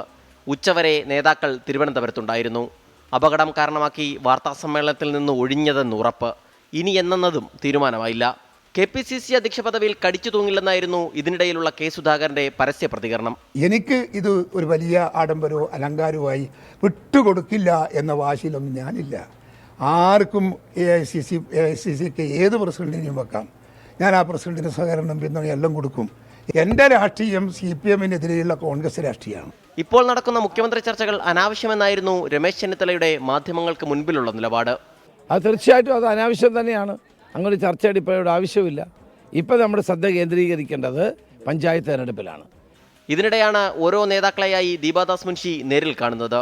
പുനഃസംഘടനയിലും പാർട്ടിയിലെ തർക്കത്തിലും നേതാക്കൾക്ക് ഓരോരുത്തർക്കും ഓരോ അഭിപ്രായം. ഇതെല്ലാം ചേർത്ത് ഒരു അഭിപ്രായ സമന്വയം കോൺഗ്രസിൽ അകലെ. സലീം മാലിക്, 24, തിരുവനന്തപുരം. ചന്ദ്രൻ ചെറിയ യൂട്യൂബ് സന്ദേശം അദ്ദേഹം പറയുകയാണ്, ഇന്ന് K. സുധാകരൻ ചോദിച്ചു കേട്ടില്ലേ പത്രക്കാരുടെ തലയിലൊന്നും ഇല്ലേ എന്ന്. പരാതിയില്ല ആർക്കും. ചന്ദ്രന് സന്തോഷമായില്ലേ? കിടന്നുറങ്ങിക്കോളൂ സുഖമായിട്ട്. ഇപ്പോൾ ബൽറാം നെടുങ്ങാടി ഡൽഹിയിൽ നിന്നൊരു കാര്യം അറിയിക്കുന്നു. നടിയെ ആക്രമിച്ച കേസിൽ പൾസർ സുനി വീണ്ടും സുപ്രീം കോടതിയിലെത്തി. 2 ഫോറൻസിക് വിദഗ്ധരെ വീണ്ടും വിസ്തരിക്കണമെന്നാണ് സുനിയുടെ ആവശ്യം. നേരത്തെ ഹൈക്കോടതി ഈ ആവശ്യം തള്ളിക്കളഞ്ഞ കാര്യം പ്രേക്ഷകർ ഓർമ്മിക്കുക. ഇതിനെതിരെയാണ് സുപ്രീം കോടതിയിൽ അദ്ദേഹം അപ്പീലുമായി ചെന്നിരിക്കുന്നത്. ഇപ്പോൾ വൈകുന്നേരം വന്നൊരു വാർത്തയാണ്. വ്യവസായി ബോബി ചെമ്മണ്ണൂരിന് ജയിലിൽ വഴിവിട്ട സഹായമൊരുക്കി 2 ഉദ്യോഗസ്ഥന്മാർക്ക് സസ്പെൻഷൻ കിട്ടി. മധ്യമേഖല jail DIG Ajaykumar, Kakkanad jail superintendent Raju Abraham എന്നിവർക്കെതിരെയാണ് നടപടി. നടി ഹണിറോസിന്റെ പരാതിയിൽ ബോബി ചെമ്മണ്ണൂരിനെതിരെ പോലീസ് കൂടുതൽ വകുപ്പുകൾ ചുമത്തിയെന്നും വാർത്ത വരുന്നുണ്ട്. ജയിൽ വകുപ്പ് നടത്തിയ അന്വേഷണത്തിലാണ് ബോബി ചെമ്മണ്ണൂരിന് ജയിലിൽ ഉദ്യോഗസ്ഥരുടെ സഹായം ലഭിച്ചതായി കണ്ടെത്തിയത്. ബോബി ചെമ്മണ്ണൂർ ജയിലിലായിരിക്കുന്ന സമയത്ത് മധ്യമേഖല DIG അജയ്കുമാർ ബോബി ചെമ്മണ്ണൂരിന്റെ കാറിലെത്തി. സന്ദർശക ലിസ്റ്റിൽ പേര് ചേർക്കാതെ ബോബി ചെമ്മണ്ണൂരിന് പരിചയക്കാരുമായി കൂടിക്കാഴ്ച നടത്താൻ അവസരമൊരുക്കി. ജയിൽ സൂപ്രണ്ട് രാജു എബ്രഹാം അദ്ദേഹത്തിന്റെ ടോയ്ലറ്റ് ഉൾപ്പെടെ ഉപയോഗിക്കാനായി ബോബി ചെമ്മണ്ണൂരിന് നൽകിയെന്നും കണ്ടെത്തി. അന്വേഷണ റിപ്പോർട്ട് ജയിൽ മേധാവി ആഭ്യന്തര വകുപ്പിന് കൈമാറി. ഇതിന് പിന്നാലെയാണ് ഇരുവരെയും സസ്പെൻഡ് ചെയ്തത്. നടി ഹണി റോസ് നൽകിയ രഹസ്യമൊഴിയുടെ അടിസ്ഥാനത്തിൽ ബോബി ചെമ്മണ്ണൂരിനെതിരെ കൂടുതൽ വകുപ്പുകളും ചുമത്തി. BNS 78 പുതുതായി ചുമത്തിയത്. പിന്തുടർന്ന് ശല്യം ചെയ്തതിനാണ് ഈ വകുപ്പ് ചുമത്തിയത്. സെൻട്രൽ പോലീസ് എറണാകുളം മജിസ്ട്രേറ്റ് കോടതിയിൽ റിപ്പോർട്ട് നൽകി. 24, തിരുവനന്തപുരം. ഉണ്ണികൃഷ്ണൻ ചോദിക്കുന്നു, നമ്മുടെ വിദ്യാലയങ്ങളിലെ മയക്കുമരുന്ന് ഉപയോഗം എങ്ങനെ തടയാൻ കഴിയും? ഒരുപാട് ആൾക്കാർ തല പോയിക്കുന്നുണ്ട് ഈ കാര്യത്തിൽ. പക്ഷേ എന്താണെന്നറിയില്ല, നമ്മുടെ പുതിയ തലമുറയ്ക്ക് വലിയ താല്പര്യമാണ് ഈ മയക്കുമരുന്നൊക്കെ ഉപയോഗിച്ചാലുള്ള കുഴപ്പം അറിയാമല്ലോ. അമ്മയെ കൊല്ലണമെന്ന് തോന്നുന്നു, അച്ഛനെ കൊല്ലണമെന്ന് തോന്നുന്നു, അയൽവാസിയെ കൊല്ലണമെന്ന് തോന്നുന്നു. അങ്ങനെ പല അക്രമവാസനകളും ചെറുപ്പക്കാരിൽ പടരാനും ഇത് കാരണമാകുന്നു. വളരെ ഗൗരവത്തോടെ കേരളം കാണേണ്ട ഒരു സംഭവം തന്നെയാണ്. നമ്മുടെ പല നഗരങ്ങളിലും ഈ മയക്കുമരുന്ന് ഉപയോഗത്തിൽ മുഖം കുത്തി വീണിട്ടുണ്ട്. പ്രത്യേകിച്ചും കുട്ടികൾ, പുതിയ തലമുറ വളരെ അപകടത്തിലൂടെയാണ് പല നഗരങ്ങളും യാത്ര ചെയ്യുന്നത് എന്നാണ് ഞാൻ മനസ്സിലാക്കുന്നത്. എക്സൈസിന് കൂടുതൽ വിവരങ്ങൾ അറിയാം. എന്തായാലും നമ്മുടെയും ചിന്ത ആ വഴിക്ക് തന്നെയാണ്. ഇത് തടഞ്ഞേ പറ്റൂ. തടയാതിരുന്നാൽ വലിയ അപകടമായിരിക്കും കേരളത്തെ കാത്തിരിക്കുന്നത്. കൂത്താട്ടുകുളത്ത് വനിതാ കൗൺസിലറെ തട്ടിക്കൊണ്ടുപോയ സംഭവത്തിൽ നിയമസഭയിൽ ഇന്ന് നാടകീയ സംഭവങ്ങൾ അരങ്ങേറി. കൂത്താട്ടുകുളത്തെ പോലീസ് നടപടികളെ മുഖ്യമന്ത്രി പിണറായി വിജയൻ ഇന്ന് നിയമസഭയിൽ ന്യായീകരിച്ചു. ഭരണപക്ഷം അഭിനവ ദുശാസനന്മാരാണെന്ന് പ്രതിപക്ഷ നേതാവ് VD സതീശൻ പരിഹസിച്ചു. താൻ സംസാരിക്കുന്നതിനിടെ ഭരണപക്ഷം ബഹളം വെച്ചതിൽ പ്രകോപിതനായ VD സതീശൻ തന്റെ പേപ്പറുകൾ വലിച്ചെറിഞ്ഞു. പിറവം MLA അനൂപ് ജേക്കബാണ് കൂത്താട്ടുകുളം തട്ടിക്കൊണ്ടുപോകൽ അടിയന്തര പ്രമേയ നോട്ടീസിലൂടെ നിയമസഭയിൽ ഉന്നയിച്ചത്. CPM കൗൺസിലർക്കെതിരെ സ്വന്തം പാർട്ടിക്കാർ നടത്തിയത് സമാനതകളില്ലാത്ത അധിക്ഷേപമാണ്. ഇതാണോ മുഖ്യമന്ത്രി പറയുന്ന സ്ത്രീസുരക്ഷയെന്നായിരുന്നു അനൂപ് ജേക്കബിന്റെ ചോദ്യം. പോലീസ് നോക്കി നിൽക്കുമ്പോഴാണ് എല്ലാം നടന്നതെന്നും അനൂപ് ജേക്കബ് ആരോപിച്ചു. തെറ്റ് ചെയ്തവർക്കെതിരെ നടപടിയുണ്ടാകുമെന്ന് മുഖ്യമന്ത്രി മറുപടി നൽകി. UDF സ്വാധീനത്തിന് വഴങ്ങിയ കൗൺസിലർ കലാരാജു രാജിവെക്കയിലെ ചെയ്യേണ്ടതെന്ന് പറഞ്ഞ് കാലുമാറ്റമാണ് പ്രശ്നങ്ങൾ കാരണമെന്ന് ന്യായീകരിക്കാനും മുഖ്യമന്ത്രി ശ്രമിച്ചു. കോൺഗ്രസിന് ഇത് അംഗീകരിക്കാൻ കഴിയും. സാധാരണഗതിയിൽ ഏതൊരംഗവും അങ്ങനെ പോകുന്നുണ്ടെങ്കിൽ രാജിവെച്ച് പോകേണ്ടതല്ലേ? കാലുമാറ്റമുണ്ടായാൽ തട്ടിക്കൊണ്ടുപോകലാണോ പരിഹാരമെന്നായിരുന്നു പ്രതിപക്ഷ നേതാവിന്റെ ചോദ്യം. സ്വന്തം പാർട്ടിക്കാരിയായ സ്ത്രീയോട് ഇങ്ങനെയാണ് ചെയ്തതെങ്കിൽ മറ്റുള്ള സ്ത്രീകളോട് എന്താകും സമീപനം? സ്ത്രീ സുരക്ഷയുടെ കാര്യത്തിൽ മുഖ്യമന്ത്രിയുടെ വാക്കും പഴയ ചാക്കും ഒരുപോലെയാണെന്നും പ്രതിപക്ഷ നേതാവ് പരിഹസിച്ചു. നിങ്ങൾ ബഹളമുണ്ടാക്കുമ്പോൾ നിങ്ങൾ ചരിത്രത്തിൽ അഭിനവ ദുശാസന്മാരായി മാറും എന്ന് മറക്കണ്ട.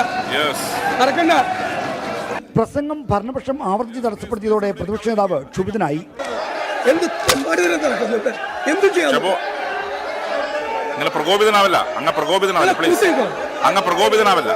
ഭരണ പ്രതിപക്ഷ പോലിൽ സ്പീക്കർ നിസ്സഹായത പ്രകടിപ്പിക്കുന്നതിനും സഭ സാക്ഷിയായി. നിങ്ങൾ എന്നോട് സംസാരിക്കാൻ പറയാം. ഞാൻ ചോദിക്കുന്ന ആരും മിണ്ടുന്നില്ല, പിന്നെ എന്ത് ചെയ്യാൻ പറ്റും? ഒന്നുകിൽ നിങ്ങൾ സംസാരിക്കാതിരിക്കുക, എനിക്ക് എന്ത് ചെയ്യാൻ പറ്റും? ചെയറിന് അക്രമികൾക്കെതിരെയും കൂട്ടുനിന്ന പോലീസുകാർക്കെതിരെയും മുഖ്യമന്ത്രി നടപടിയെടുത്തില്ലെങ്കിൽ ഇത്തരം സംഭവങ്ങൾ ആവർത്തിക്കുമെന്ന് പറഞ്ഞ് പ്രതിപക്ഷം നിയമസഭയിൽ നിന്ന് ഇറങ്ങിപ്പോയി. ഇതിനിടെ പലതവണ ഭരണ പ്രതിപക്ഷങ്ങൾ തമ്മിൽ ശക്തമായ വാക്പോരുണ്ടായി. സ്പീക്കറും പ്രതിപക്ഷ നേതാവും തമ്മിലുള്ള തർക്കത്തിനും സഭ സാക്ഷ്യം വഹിച്ചു. 24 തിരുവനന്തപുരം. നിയമസഭയിൽ അക്ഷരാർത്ഥത്തിൽ നാടകീയമായ രംഗങ്ങളാണ് ഇന്ന് സാക്ഷ്യം വഹിച്ചത്. കെ ജെ തോമസ് പറഞ്ഞു, എസ്കെൻ മാന്യമായ കമൻസ് പറഞ്ഞു, എനിക്കും എൻ്റെ കൂട്ടുകാർക്കും ഫേക്ക് ഐ ഡി വല്ലാതെ ബുദ്ധിമുട്ടുണ്ടാകുന്നു, ഇതിൽ എന്തെങ്കിലും ചെയ്യാൻ കഴിയുമോ? നമ്മുടെ R&D, നമ്മുടെ റിസർച്ച് ആൻഡ് ഡെവലപ്മെൻറ്റ് വിങ് ഇതിനെക്കുറിച്ച് പഠിച്ചുകൊണ്ടിരിക്കുകയാണ്. എന്താ ചെയ്യാൻ കഴിയുന്നത്? ഇങ്ങനെ ഫേക്ക് ഐ ഡിയുമായി വരുന്ന ആൾക്കാരെ നമ്മൾ പടിക്ക് പുറത്ത് നിർത്താനുള്ള എന്തൊക്കെ ശ്രമങ്ങൾ നടത്താൻ കഴിയും എന്ന കാര്യം ഗൗരവത്തിൽ നമ്മൾ ആലോചിക്കുന്നുണ്ട്. കെ ജെ തോമസ് ടെൻഷൻ അടിക്കണ്ട. ഞാൻ നേരത്തെ പറഞ്ഞ വാർത്തയിലേക്ക് ബൽറാം നെടുങ്ങാടി വരികയാണ്. നടിയെ ആക്രമിച്ച കേസിലെ പ്രതി പൾസർ സുനി സുപ്രീം കോടതിയിലെത്തി. 2 ഫോറൻസിക് വിദഗ്ധരെ വീണ്ടും വിസ്തരിക്കണം എന്നാണ് അദ്ദേഹത്തിൻ്റെ ആവശ്യം. നേരത്തെ ഹൈക്കോടതി ആവശ്യം തള്ളിയ പശ്ചാത്തലത്തിലാണ് അദ്ദേഹം സുപ്രീം കോടതിയിൽ എത്തിയിരിക്കുന്നത്. ബൽറാം ഡൽഹിയിൽ നിന്ന് വിവരങ്ങളുമായി ചേരുന്നു. ബൽറാം, പ്രൈം ടൈമിലേക്ക് താങ്കൾക്കും സ്വാഗതം. പൾസർ സുനിയുടെ ആവശ്യത്തിന് മുന്നിൽ എന്തെങ്കിലും തന്ത്രം പതിയിരിക്കുന്നുണ്ടോ?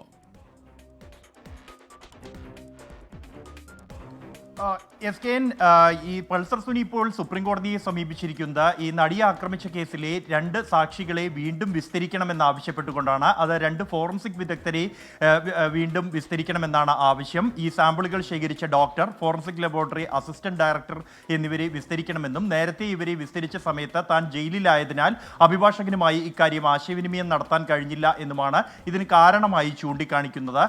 നേരത്തെ എസ്കെൻ സൂചിപ്പിച്ച പോലെ തന്നെ ഹൈക്കോടതി ഈ ആവശ്യം കഴിഞ്ഞ മാസം തള്ളിയിരുന്നു. ഇത് ബാലിശമായ ഒരു ആവശ്യമെന്നാണ് ഹൈക്കോടതി ചൂണ്ടിക്കാണിച്ചത്. പ്രത്യേകിച്ച് പൾസർ സുനിയുടെ ഈ ആവശ്യത്തെ പ്രോസിക്യൂഷനും എതിർത്തിരുന്നു. സാക്ഷികളെ ഒരു തവണ വിസ്തരിച്ചു കഴിഞ്ഞതാണ്, വീണ്ടും വിസ്തരിക്കാൻ നിയമം അനുവദിക്കുന്നില്ല എന്നാണ് പ്രോസിക്യൂഷൻ ഉന്നയിച്ച വാദം എന്നുള്ളത്. ഇത് അംഗീകരിച്ചുകൊണ്ടാണ് പൾസർ സുനിയുടെ ഈ ആവശ്യം ഹൈക്കോടതി തള്ളിയത്. തുടർന്നാണ് ഇപ്പോൾ വീണ്ടും സുപ്രീം കോടതിയെ സമീപിക്കുന്ന ഒരു സാഹചര്യം ഉണ്ടായിരിക്കുന്നത്. ഇത്തരത്തിൽ ഒരു വീണ്ടും വിസ്താരം നടത്തിയാൽ അത് വിചാരണ നടപടികൾ വൈകിക്കും എന്നാണ് നേരത്തെ പ്രോസിക്യൂഷൻ ഹൈക്കോടതിയിൽ ചൂണ്ടിക്കാണിച്ച ഒരു കാര്യം. ഓക്കെ, ബൽറാം നെടുങ്ങാടിയാണ് വിവരങ്ങൾ നൽകിയത്. റീന സതീശൻ പറഞ്ഞ സ്പീക്കറുടെ ഒരു ദയനീയ അവസ്ഥ, ഭരണപക്ഷവും പ്രതിപക്ഷവും അദ്ദേഹത്തെ കേൾക്കുന്നില്ല. അതാണ് ഇന്ന് ഉണ്ടായത്. ഞാൻ നേരത്തെ പറഞ്ഞ വാർത്തയിലേക്കാണ്. പാലക്കാട്ട് അധ്യാപകർക്ക് നേരെ +1 വിദ്യാർത്ഥിയുടെ കൊലവിളി. മൊബൈൽ ഫോൺ പ്രധാന അധ്യാപകൻ പിടിച്ചു വെച്ചതാണ് വിദ്യാർത്ഥിയുടെ പ്രകോപനത്തിന് കാരണമായത്. പുറത്തിറങ്ങിയാൽ കാണിച്ചു തരാം എന്ന് വിദ്യാർത്ഥി അധ്യാപകരോട് പറഞ്ഞു. ഞാൻ ഇവിടെ നല്ലപോലെ രീതിക്ക് സ്കൂളിൽ സത്യം ഞാൻ പോവുള്ളൂ. ഞാൻ അങ്ങനെ സ്വഭാവം ഉണ്ട്. വീഡിയോ കടത്ത് തേങ്ങ മാങ്ങച്ച കാട്ട്. ഞാൻ പറയും ഇന്നതിന്റെ ഉള്ളിലിട്ട് മെന്റലായിട്ട് ഹരാസ്മെന്റ് വീഡിയോ ഒക്കെ എടുത്തിക്കണേ. സാറിനൊക്കെ ഇനി എവിടെങ്കിലും പുറത്ത് കിട്ടിയാ തീർക്കും. ഞാൻ കൊന്നിട്ട് പറഞ്ഞ കൊന്നിടും. നിന്റെ ഫോൺ ഉണ്ടോ? ആളെ +1 വിദ്യാർത്ഥിയാ. പണ്ട് ഇന്നസെന്റ് ചോദിച്ചാൽ എന്തിനാ പഠിക്കുന്നത്? സംഭവത്തിൽ അധ്യാപകർ തൃത്താല പോലീസിൽ പരാതി നൽകി. നിഖിൽ പ്രമേഷ് പാലക്കാട് എന്ന വിവരങ്ങളുമായി ചേരുന്നു. നിഖിൽ, ശരിക്കും ഈ വിദ്യാർത്ഥി സാധാരണഗതിയിൽ ഇങ്ങനെയൊക്കെ പറയുന്ന വിദ്യാർത്ഥിയാണോ അതോ കലി കയറിയിട്ട് പറഞ്ഞതാണോ? സ്കൂളിൽ നിന്ന് നേരത്തെയും ഈ കുട്ടിക്കെതിരെ പരാതികൾ ഉയർന്നിട്ടുണ്ട് എന്നുള്ളതാണ് നമുക്ക് ലഭ്യമാവുന്ന വിവരങ്ങൾ. എന്തായാലും ഈ സംഭവത്തിൽ, അതായത് ഒരു +1 വിദ്യാർത്ഥിയാണ് ഇങ്ങനെയൊക്കെ അധ്യാപകരോട് പുറത്തേക്ക് ഇറങ്ങിയാൽ കാണിച്ചു തരാം, തനിക്ക് ഇങ്ങനെ ഒരു ശീലമുണ്ട്, കുത്തി മലർത്തും, കൊന്നു കളയുമെന്നൊക്കെ അധ്യാപകരോട് പറയുന്നത് കേൾക്കുമ്പോൾ നമുക്ക് അത്ഭുതം തോന്നുകയാണ്. എന്തായാലും ഈ സംഭവത്തിൽ ഇപ്പോൾ സ്കൂൾ അധികൃതർ തൃത്താല പോലീസിൽ ഒരു പരാതി നൽകിയിരിക്കുകയാണ്. തൃത്താല പോലീസ് സ്റ്റേഷൻ പരിധിയിലാണ് ഈ സ്കൂള് വരുന്നത്. അതുകൊണ്ട് തന്നെ ആ തൃത്താല പോലീസിൽ ഇപ്പോൾ ഒരു പരാതി നൽകിയിരിക്കുകയാണ്. അധ്യാപക സംഘടനകളടക്കം തന്നെ ഈ വിഷയത്തെ വളരെ ഗൗരവത്തിലാണ് കാണുന്നത്. കാരണം അധ്യാപകരോട് ഈ തരത്തിൽ കുട്ടികൾ പെരുമാറാൻ തുടങ്ങിയാൽ അതും വളരെ ചെറിയ കാര്യത്തിലാണ്. +1 വിദ്യാർത്ഥിക്ക് സ്കൂളിൽ മൊബൈൽ ഫോൺ കൊണ്ടുവരാൻ അനുവാദമില്ല എന്നിരിക്കെ ആ നിബന്ധന ലംഘിച്ചുകൊണ്ട് സ്കൂളിലേക്ക് കുട്ടി മൊബൈൽ ഫോൺ കൊണ്ടുവരികയും ക്ലാസ്സിൽ വെച്ചത് അധ്യാപകൻ പിടികൂടുകയും ചെയ്ത് അത് പ്രധാന അധ്യാപകനെ ഏൽപ്പിച്ചു. തൻ്റെ ഫോൺ തിരികെ വാങ്ങാൻ സാധാരണഗതിയിലാണെങ്കിൽ രക്ഷിതാക്കളെയൊക്കെ കൂട്ടിയാണ് കുട്ടികൾ വരാറ്. എന്നാൽ തൻ്റെ ഫോൺ വാങ്ങിക്കാൻ ഒരു മാസ് ഹീറോ ആയ ആ കുട്ടി തന്നെ പ്രധാന അധ്യാപകൻ്റെ ക്ലാസ് റൂം ഓഫീസിലേക്ക് കടന്നു ചെല്ലുന്നു. തൻ്റെ ഫോൺ തിരികെ താ എന്ന് അദ്ദേഹത്തിൻ്റെ ബെഞ്ചിൽ അടിച്ചുകൊണ്ട് ആ കുട്ടി ആവശ്യപ്പെടുകയാണ്. അത് തിരികെ തരാൻ കഴിയില്ല എന്ന് പറയുമ്പോൾ പുറത്തേക്ക് ഇറങ്ങിയാൽ താൻ കാണിച്ചു തരാം, തനിക്ക് അങ്ങനെ ഒരു ശീലമുണ്ട് എന്നൊക്കെ പറഞ്ഞ് അധ്യാപകരെ ഭീഷണിപ്പെടുത്തുകയാണ്. മറ്റൊരു അധ്യാപകൻ തന്നെയാണ് ഈ ദൃശ്യങ്ങൾ പകർത്തിയത്. അത് ഈ കുട്ടിയുടെ ഒരു പെരുമാറ്റ രീതി കണ്ട് ആശങ്കപ്പെട്ടാണ് അവർ ആ ദൃശ്യങ്ങൾ പകർത്തിയത്. എന്തായാലും ഇതിന്റെ പശ്ചാത്തലത്തിൽ ആ ദൃശ്യങ്ങൾ ഇപ്പോൾ വ്യാപകമായി പ്രചരിച്ചു. ഇതിന് പിന്നാലെയാണ് ഇപ്പോൾ തൃത്താല പോലീസിൽ ഇതുമായി ബന്ധപ്പെട്ട് അധ്യാപകർ പരാതി നൽകിയിട്ടുള്ളത്.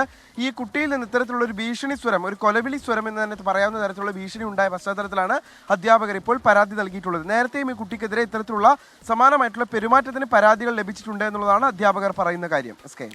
ഓക്കെ, നിഖിൽ പ്രമേഷാണ് വിവരങ്ങൾ നൽകിയ. S4 പറയുന്നു, SKN ഈ അധ്യാപകർക്കെതിരെ കൊലവിളി നടത്തിയ വിദ്യാർത്ഥിയുടെ മുഖം എന്തിനാണ് മറയ്ക്കുന്നത്? തീർച്ചയായിട്ടും അത് മുഖം മറയ്ക്കണം, അത് കാണിക്കാൻ പാടില്ല. മാത്രമല്ല ഈ വിദ്യാർത്ഥി നമ്മൾ വളരെ കരുണയോടെ തന്നെ ഈ വിദ്യാർത്ഥിയെ കാണുകയും വേണം. ഏത് സാഹചര്യത്തിലാണ് ഈ വിദ്യാർത്ഥി ഇത്തരം കൊലവിളി നടത്തിയതെന്ന് കൂടി നമുക്കറിയണം. TK അബൂബക്കർ പറയും, നമ്മുടെ കൊച്ചു കേരളത്തിൽ എന്തെല്ലാമാണ് നടക്കുന്നത്, അതുതന്നെയാണ് പ്രശ്നം.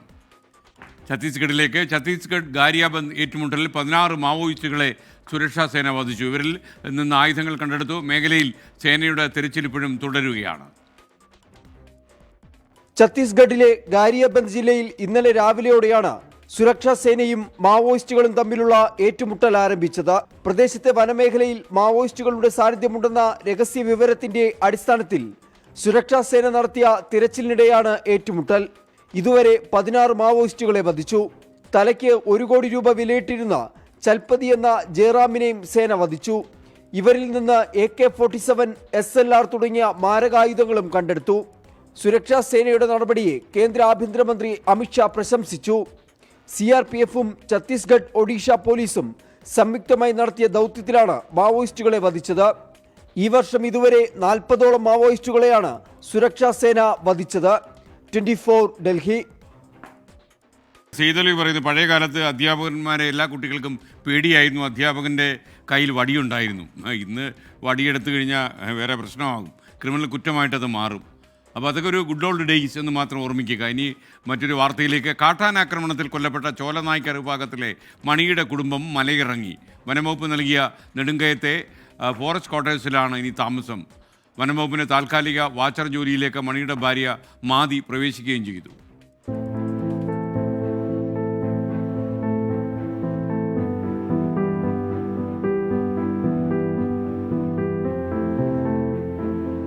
കാടിനോടും കാട്ടാറിനോടും വിട പറഞ്ഞ് മണിയുടെ കുടുംബം മലയിറങ്ങി. കരുളായി ഉൾവനത്തിലെ പൂച്ചപ്പാറ നഗറിൽ നിന്ന് ഇനി താമസം നെടുങ്കയത്തെ വനംവകുപ്പിന്റെ ക്വാർട്ടേഴ്സിലാണ്. മണിയുടെ ഭാര്യ മാതി, 5 മക്കൾ, സഹോദരൻ അയ്യപ്പൻ, അദ്ദേഹത്തിന്റെ കുടുംബം എന്നിവരാണ് കാടുവിട്ടിറങ്ങിയത്. കാട്ടാനാക്രമണത്തിൽ മണി കൊല്ലപ്പെട്ടതിനെ തുടർന്ന് സർക്കാർ പ്രഖ്യാപിച്ച വനംവകുപ്പിലെ താൽക്കാലിക വാച്ചർ ജോലിയിലേക്ക് മണിയുടെ ഭാര്യ മാതി പ്രവേശിച്ചു. എന്താ വരാൻ കാരണം? അവിടെ ആന ശല്യം, എനിക്ക് ഇവിടെ നിൽക്കാൻ പേടി, എനിക്ക് വീടും സ്ഥലമൊക്കെ വേണം. ഭിന്നശേഷിക്കാരിയായ മകൾ മീനാക്ഷിക്ക് ചികിത്സ ഉറപ്പാക്കും. ക്വാർട്ടേഴ്സിൽ കുട്ടിക്ക് പഠന സൗകര്യവും ഒരുക്കുമെന്ന് DFO ധനിക് ലാൽ പറഞ്ഞു. മണിയുടെ മകൾക്ക്, മൂത്ത മകൾക്ക് വേണ്ടിയുള്ള ചികിത്സാ സഹായത്തിന് വേണ്ടിയുള്ള എല്ലാ കാര്യങ്ങളും ചെയ്തിട്ടുള്ളതും അതിന് ഡിസ്ട്രിക്ട് മെഡിക്കൽ ഓഫീസറും DMI ബന്ധപ്പെട്ടുള്ള കാര്യങ്ങൾ ചെയ്തിട്ടുള്ളതുമാണ്. ITDPയും സന്നദ്ധ സംഘടനകളും സഹായം വാഗ്ദാനം ചെയ്യുന്നു. മണിയുടെ മക്കളുടെ പഠനവും മുന്നോട്ടു പോകും. പൂച്ചപ്പാറ നഗറിൽ നിന്ന് കൂടെയുള്ളവർ വേദനയോടെയാണ് കുടുംബത്തെ യാത്രയാക്കിയത്. ജനുവരി 5-നാണ് കുട്ടികളെ ആശുപത്രിയിൽ കാണിച്ച് തിരിച്ചു ഉൾവനത്തിലേക്ക് പോകും വഴി മണിയെ കാട്ടാന ആക്രമിച്ച് കൊലപ്പെടുത്തിയത്. സർക്കാർ പ്രഖ്യാപിച്ച സഹായധനത്തിന്റെ ആദ്യ ഗഡു കൈമാറിയിരുന്നു. 24 മലപ്പുറം. ജയലാൽ ഭാസ്കരൻ പറയുന്നൊരു യൂട്യൂബ് സന്ദേശം നമുക്ക് വായിക്കാം. 61 വയസ്സായ ഞാനും എൻ്റെ സുഹൃത്തുക്കളും വന്ധ്യവയോധികരായ അധ്യാപകരെ കാണാൻ സമയം കണ്ടെത്തി അവരെ ആദരിക്കുന്നു എന്ന് പറയുന്നു. അതൊക്കെ ഒരു കാലം എന്ന് മാത്രം ഓർമ്മിച്ചാൽ മതി. അതിൻ്റെയൊക്കെ സമയം കഴിഞ്ഞുപോയി. ഇനി വാൽകൃഷ്ണം.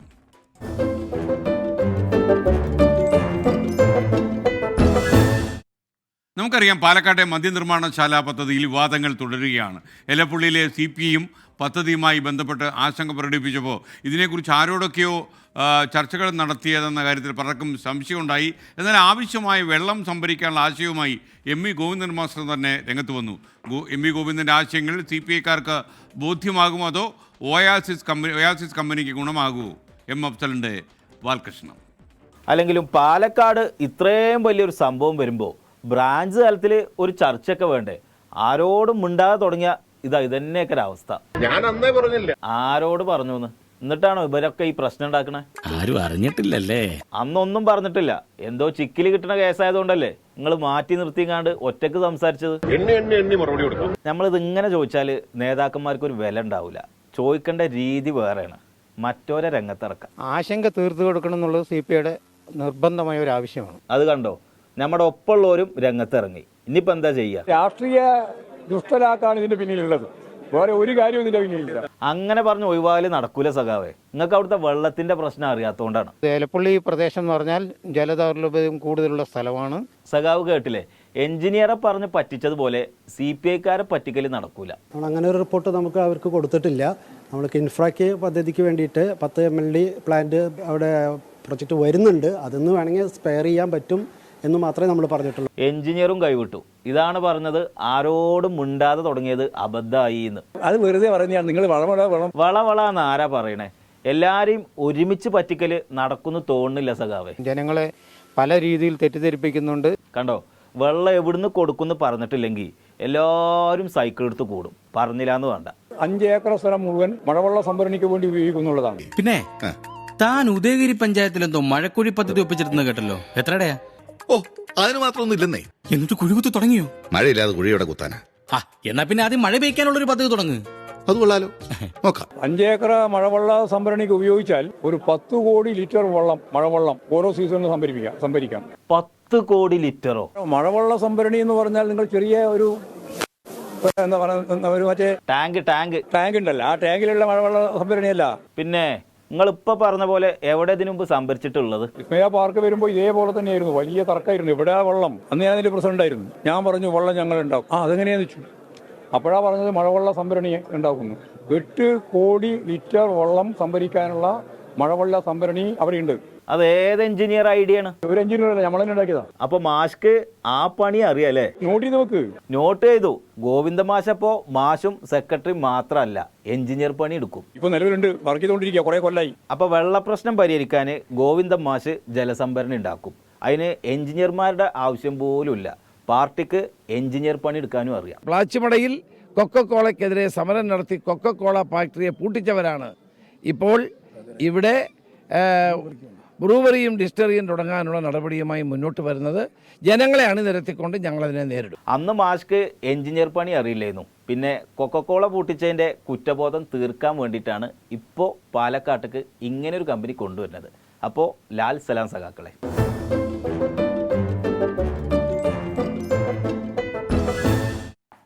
വാൽകൃഷ്ണത്തിൻ്റെ ഈ എപ്പിസോഡിലൂടെ ഇന്നത്തെ ഈ പ്രൈം ടൈം വിത്ത് SKN അവസാനിക്കുന്നു.